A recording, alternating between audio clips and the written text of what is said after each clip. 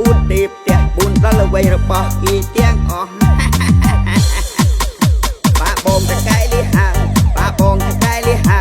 បាបងតកែលីហាលីហាលីហាលីហាលីហាលីហាលីហាបាបងតកែលីហាអូនឲ្យកុំព្រួយកុំភ័យបើសិនបាបងទុកដីនេះបើសិនបាបងទុកដីនេះធានាឲ្យអូនរស់ស្រួលលីហាជាមួយបែកក៏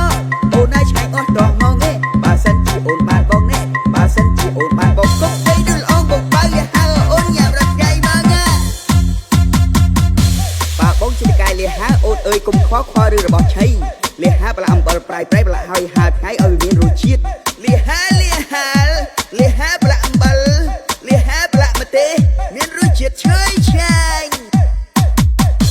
បាបងតកែលីហា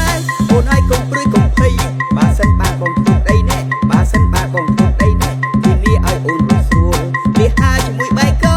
អូនឲ្យឆ្ងាញ់អស់តោះមកនេះបើសិនជាអូនបានបងនេះបើសិនជាអូនបានបងគុកដីដូចអងមកបើលីហាអូនញ៉ាំរត់ចៃមកណា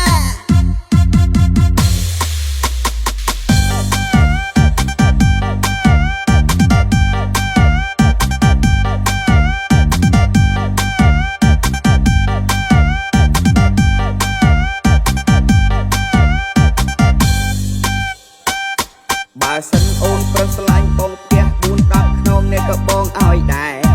ណែអូនបននិយាយមិនអូនបននិយាយមិនពុតបាបជាថៃកែគាត់មានមុខជំនួញធំមួយគាត់មានសាខាទូទាំងស្រុកខ្មែរណែអូនបននិយាយមិនអួតទេផ្ទះ4ដល់អ្វីរបស់គេទាំងអស់បាបងតកែលីហាបាបងតកែលីហាបាបងតកែលីហាលីហាលីហាលីហាលីហាលីហាលីហាបាបងតកែលីហាអូនឲ្យកុំព្រួយកុំភ័យបើសិនបាបងទុកដីនេះបើសិនបាបងទុកដីនេះធានាឲ្យអូនរស់ស្រួលលីហាជាមួយបែកក៏អូនឲ្យឆ្ងាញ់អស់តោះមកនេះបើសិនជាអូនបានបងនេះបើសិនជាអូនបានបងគុកដីដូចអងបងបើលីហាអូនញ៉ាំរត់ចៃមកណាបាបងជាតកែលីហាអូនអើយកុំខ្វល់ឬរបស់ឆៃលីហាប្រឡាក់អំបិលប្រៃប្រឡាក់ហើយហាថ្ងៃឲ្យមានរសជាតិលីហាលីហាលីហាប្រឡាក់អំបិលលីហាប្រឡាក់ម្ទេសមានរសជាតិឈ្ងុយឆ្ងាញ់